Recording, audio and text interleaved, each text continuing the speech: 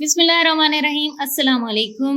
7th class, how are you? I hope कि आप अपना काम बेहतर तरीके से कर रहे होंगे और घर पे पढ़ भी रहे होंगे। आज हमारा लेक्चर है लेक्चर नंबर 32, ग्रामर। टॉपिक है हमारा sentence and it's kinds. Sentence किसे कहते हैं, हम इसके बारे में आज पढ़ेंगे।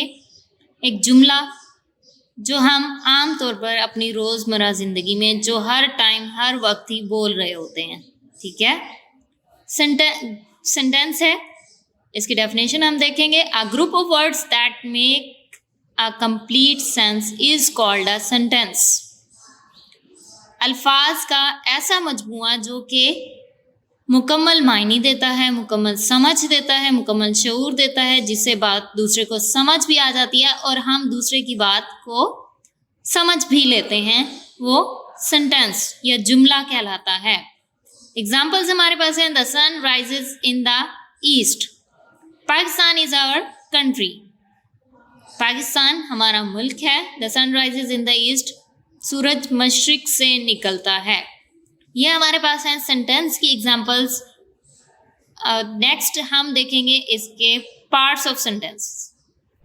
पार्ट्स ऑफ सेंटेंस हमारे पास 3 होते हैं, सब्जेक्ट, वर्ब और ऑब्जेक्ट। सबसे पहले हम सब्जेक्ट की डेफिनेशन देखेंगे। The thing or person you are talking about is called a subject. Example है Ali, I, we, you, they. The thing or person, कोई भी शख्स या चीज़ जिसके बारे में हम बात कर रहे होते हैं उसको सब्जेक्ट कहा जाता है। और सब्जेक्ट सेंटेंस के स्टार्ट में लिखा जाता है, ठीक है। सब्जेक्ट सेंटेंस के स्टार्ट में लिखा जाता है। ये कोई भी नाउन या प्रोनाउन या किसी भी शख्स का नाम हो सकता है। ये क्या कहलाता है? सब्जेक्ट कहलाता है। Verb, a word that describes an action or state is called a verb। एक लफ्ज़ जो कि किसी भी एक्शन को, किसी भी काम को या किसी भी हालत को जाहिर करता है वो वर्ब कहलाता है। एग्जाम्पल इसकी हमारे पास है go, drink, eat, has, is, etcetera.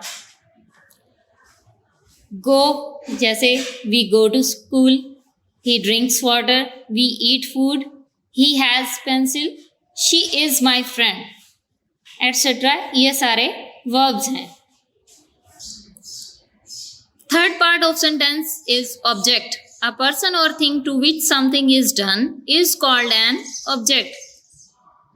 जिस पर काम किया जा रहा होता है या जिस शख्स या जिस चीज़ पर काम किया जा रहा होता है उसको हम ऑब्जेक्ट कहते हैं। ऑब्जेक्ट हमारे पास जो हम सेंटेंस के एंड में लिखते हैं, जैसे कि हम कहते हैं ही इज़ माई फ्रेंड। अब इसमें फ्रेंड क्या होगा? ऑब्जेक्ट होगा। या it is my book, book जो है वो ऑब्जेक्ट होगा। पहले जो हमने सेंटेंसेस पढ़े थे, the sun rises in the east. The sun rises in the east. अब इस सेंटेंस में द सन हमारे पास है सब्जेक्ट, राइजेस हमारे पास है वर्ब, इन द ईस्ट हमारे पास है ऑब्जेक्ट। यानी सन जिसके बारे में हम बात कर रहे हैं, एक्शन क्या है? राइजेस निकलता है। इन द ईस्ट कहाँ से निकलता है? मशरिक से। The sun rises in the east.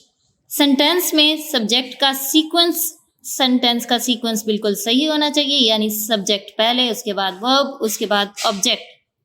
अगर हम इस सीक्वेंस को तोड़ते हैं या इसको गलत करके लिखते हैं तो हमें सेंटेंस समझने में, बोलने में और लिखने में मुश्किल होगी। गलत सेंटेंस हम लिखेंगे, सीक्वेंस गलत। फॉर एग्जांपल अगर हम इन द ईस्ट पहले लिख देते हैं, rises in the east rises the sun, तो हमें समझ ही नहीं आएगा कि हमने क्या बोला है या किसी दूसरे को भी समझ नहीं आएगा। इसलिए सेंटेंस में पहले सब्जेक्ट लिखते हैं, उसके बाद वर्ब, उसके बाद ऑब्जेक्ट। सेंटेंस, इंग्लिश सेंटेंस का सीक्वेंस होता है सब्जेक्ट, वर्ब और ऑब्जेक्ट।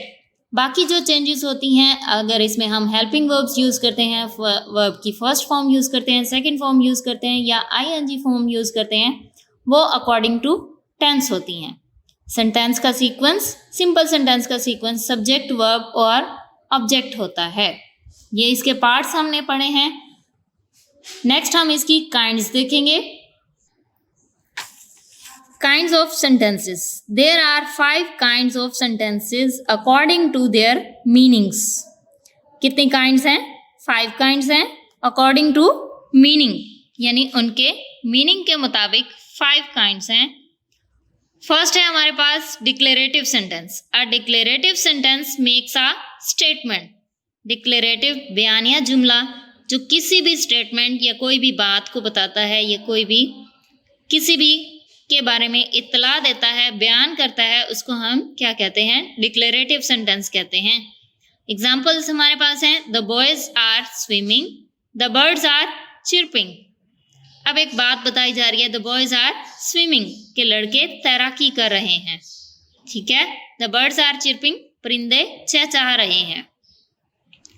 ये हमारे पास किसी भी बात को बताया जा रहा था, तो ये क्या कहलाते हैं? डिक्लेरेटिव सेंटेंसेस कहलाते हैं। नेक्स्ट है interrogative sentences. If something is asked in a sentence it is called N interrogative sentence. If something is asked, अगर किसी जुमले में कुछ पूछा जाए, it is called N interrogative sentence. ये इंट्रोगेटिव या सवालिया फिक्रा कहलाता है। सवालिया फिक्रा जब हमें किसी चीज़ का पता नहीं होता, हम दूसरे से पूछते हैं उसके बारे में, तो ये हम सवाल करते हैं, उसको हम कहते हैं इंट्रोगेटिव सेंटेंस। एग्जाम्पल्स हैं, do you have a pencil, what is your name.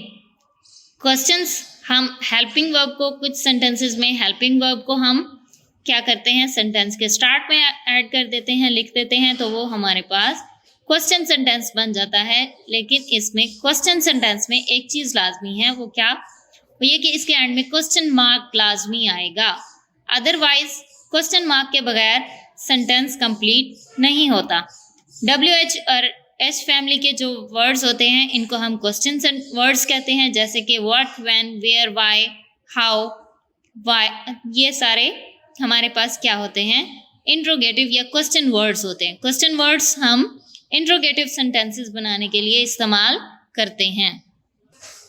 Next है हमारे पास number 3, imperative sentences. A sentence which expresses a command, advice, a request or a prohibition is called an imperative sentence. एक ऐसा जुमला जो कि किसी भी कमांड, हुक्म को, नसीहत, रिक्वेस्ट, दरख्वास्त को और अ प्रोहिबिशन या फिर किसी भी चीज़ के मना करने को, ममानियत को जाहिर करता है, वो इम्पेरेटिव सेंटेंस कहलाता है, ठीक है, जिन्हें हम हुक्मिया जुमले भी कहते हैं। एग्जाम्पल्स इसकी हैं, शट द डोर, ऑर्डर किया जा रहा है, कमांड दिया जा रहा है, दरवाज़ा बंद करें। Please help me, please help me, मेहरबानी करके मेरी मदद करें, ये क्या है? रिक्वेस्ट है। ऑलवेज रिस्पेक्ट एल्डर्स, हमेशा बड़ों का अदब करें, एहतराम करें, एडवाइस की जा रही है। Do not make a noise, शोर मत करें, प्रोहिबिशन, मना किया जा रहा है। तो ये सारे क्या कहलाते हैं? इम्पेरेटिव सेंटेंसेस, हुक्मिया जुमले जिसमें ऑर्डर किया जाए या रिक्वेस्ट की जाए या एडवाइस दी जाए, वो सारे इम्पेरेटिव सेंटेंसेस कहलाते हैं। नंबर 4 हमारे पास है exclamatory sentences. A sentence which shows surprise, anger or excitement is called an exclamatory sentence. एक जुमला जो हमारी सरप्राइज, हैरानगी को, एंगर, नाराज़गी को और एक्साइटमेंट या खुशी को जाहिर करता है, वो एक्सक्लेमेटरी सेंटेंस कहलाता है। जाहिर सी बात है, हम हर सेंटेंस को एक ही तरह से नहीं बोल रहे होते, हम अपनी खुशी को दूसरी तरह से सेलिब्रेट या दूसरी तरह से बयान कर रहे होते हैं। हमें कोई दुख होता है, गम होता है, तो हम उसको और तरह से बयान करते हैं।